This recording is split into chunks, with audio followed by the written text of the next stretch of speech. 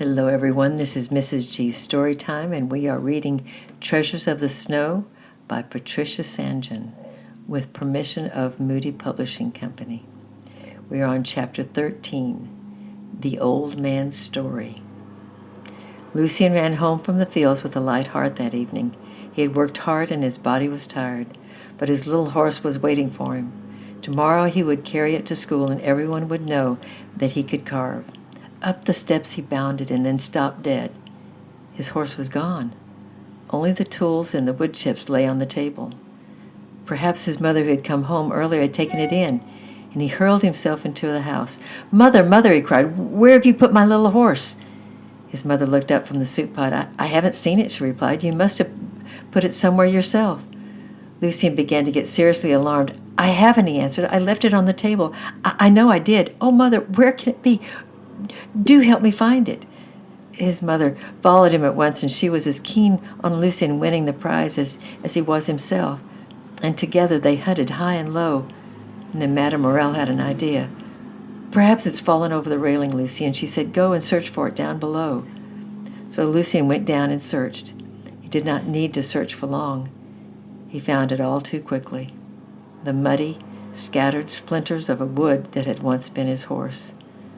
He gathered him up in his hand and took him to his mother. Her cry of disappointment brought Marie running out, and both of them stood gazing in dismay. "It must have been the cat," said Marie at last.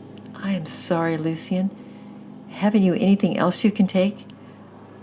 His mother said nothing except, "Oh, Lucien," but the voice in which she said it meant quite a lot. Lucien said nothing at all. He just went indoors and looked at the clock on the wall. "I'm going up the mountain," he said in a voice that tried hard to be steady. "I won't be home for supper." He ran down the balcony steps and up through the hayfields where the bundles of hay looked like waves in a green sea.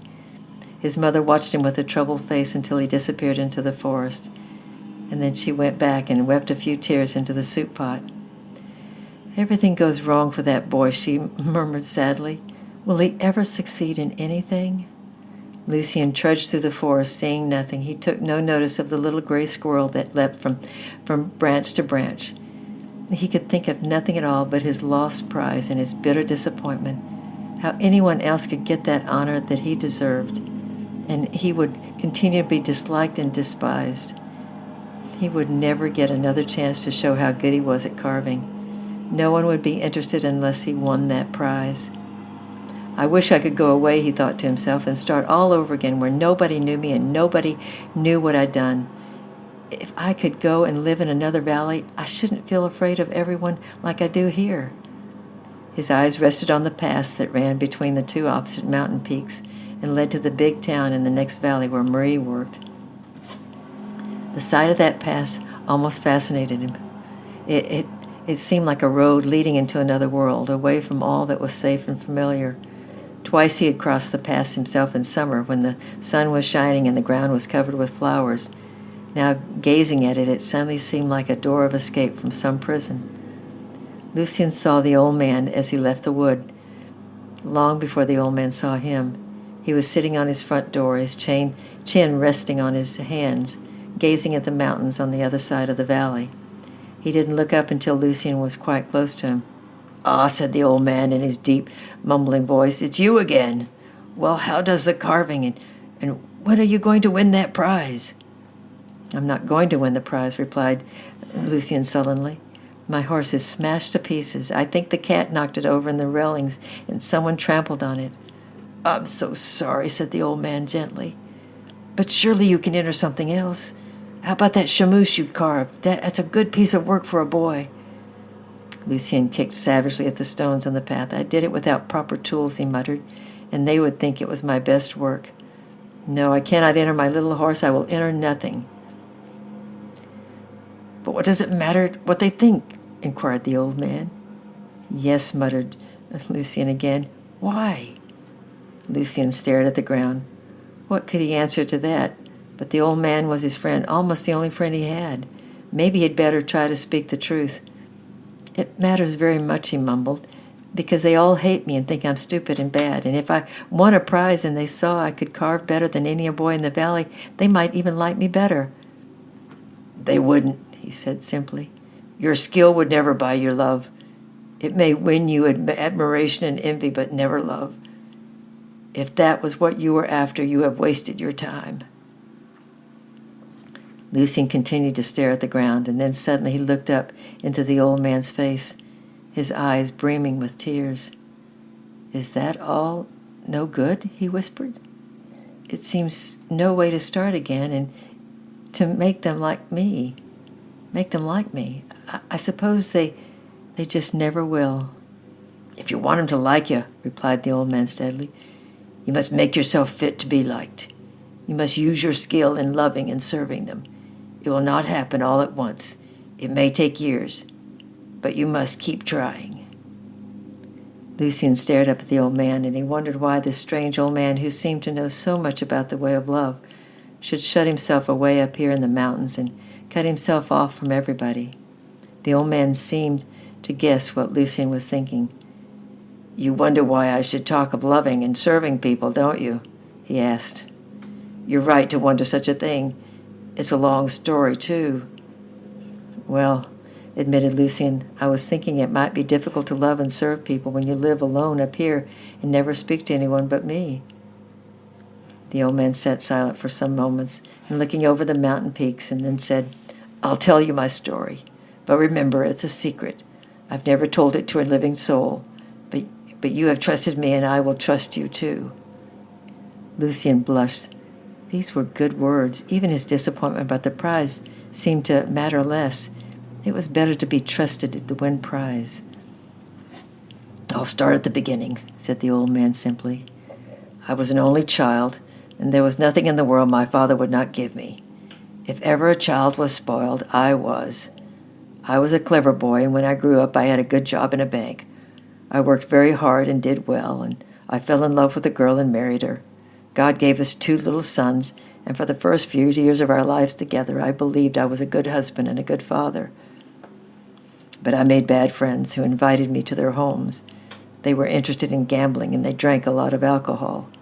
I admired them and began to copy their ways. Surely I began to spend more and more money on strong drink and gambling. I don't need to tell you much about those years. I was at home less and less and often came home drunk in the evenings. My little boys grew to dislike me and fear me. My wife was a good woman. She prayed for me and begged me to stop drinking, but I just couldn't give it up. We began to lose all our money, and people were starting to talk about me and my bad ways. The bank manager warned me twice, but the third time, when I was found drunk in the streets, he sacked me. That day, I went home sober and told my wife I'd lost my job. She simply replied, Then I shall have to go out and work. We can't fail our boys. I tried to find another job, but people knew about me and no one would employ me. I tried to earn money by gambling, but I never had any luck. I lost the little money I had. My wife went out to work every day, as well as looking after the house and our 2 boys, and she could not earn enough money to keep us all. One day she came and told me we owed money to people and we could not pay them. I was desperate for money to pay our debts, and to buy myself more drink. I had not had a good job in a bank for nothing. I knew its ways inside and out, so I decided to commit a robbery. My clever plan worked, but it was quite clever enough, and I was caught. Not quite clever enough, and I was caught. As I could pay nothing back to the bank, I was sent to prison for a very long time. My wife became very ill, and she was working hard and ate hardly anything so that our boys could have enough food. 3 times she came to prison to visit me, looking pale and worn out. Then my elder boy wrote to tell me that she was too ill to come. A few weeks later, a policeman took me to her bedside to say goodbye to her. She was dying. They said she died from tuberculosis, but I knew she died of a broken heart, and I had killed her. I remember little about those months that followed. I felt numb and lost, and I had only one comfort. All my life I had loved wood carving, and in my spare hours in the common room in the prison, they let me have my tools and whittle away at bits of wood. I grew more and more skillful, and a kind prison warden used to take my work and sell it in town. I earned a little money in that way and saved it up, and one day I hoped to have enough to start again. The day came sooner than I expected, and I was called to the governor and told that because I had been well behaved, they were letting me out early. I would soon be a free man again. I wandered back to the prisoner's common room, hardly knowing whether to be pleased or sorry. I supposed I should be glad to leave prison, but where would I go, and how could I start life again? One thing I was sure about. My boys would never see me again and know where I was. They had been adopted by their grandparents, and I knew they were growing up into fine, intelligent boys with good futures ahead of them. I didn't want them to be connected to my bad name. To them, I would be as though I was dead. When the day of my release came, I walked out with my little sum of money in my pocket and took the first train up into the mountains. I got out at this village because I saw a man in difficulty with his herd of cows who was trying to push through a broken fence. I helped him get back into the road and then asked if he could give me work. He did not need me, but pointed to the chalet halfway up the mountain.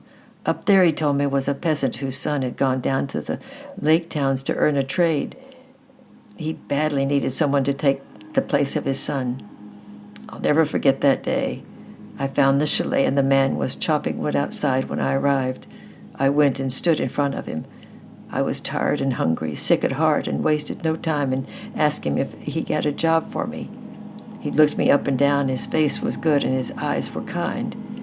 "You're not from our village," he said. "Where have you come from, and who are you?" "I come from Geneva." "What is your work?" "I have none." "But what have you been doing up to now?" I tried to think up some good lie, but the man looked at me so straight, and his face was so honest that I knew I had to tell him the truth. I want him to know me for what I was, or else not to know me at all. "I have just come out of prison," I said simply. "Why were you in prison?" "For stealing money." "How do I know that you will not steal my money?" "Because I want to start again, and I am asking you to trust me. If you do not trust me, I will go away." He looked me up and down, and then he held out his hand to me, and I sat down on the bench beside him and wept.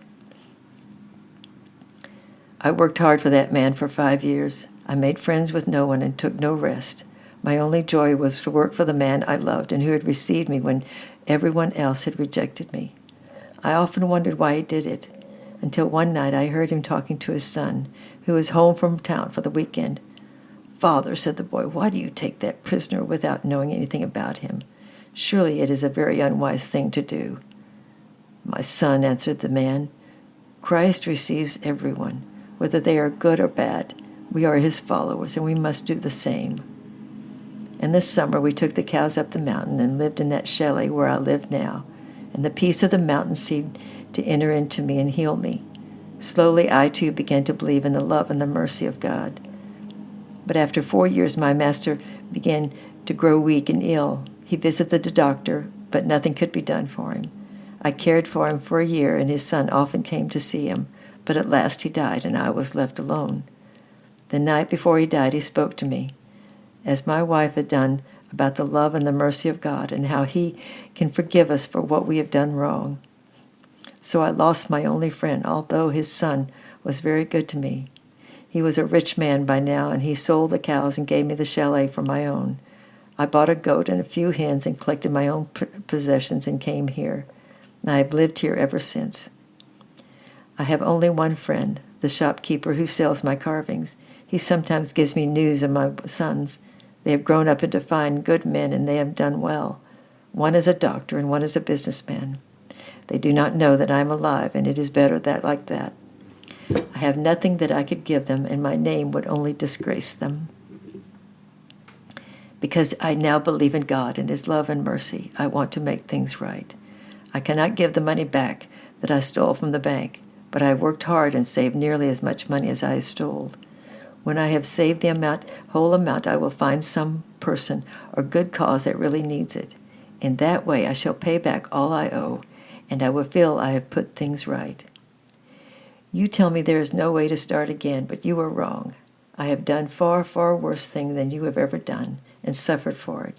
But I believe that God has forgiven me, and I am spending my days working to give back what I owe, trying to become what God meant me to be. It is all I can do. It is all anyone can do. The past we must leave to God. The goat had come up and rested his brown head on the old man's knee.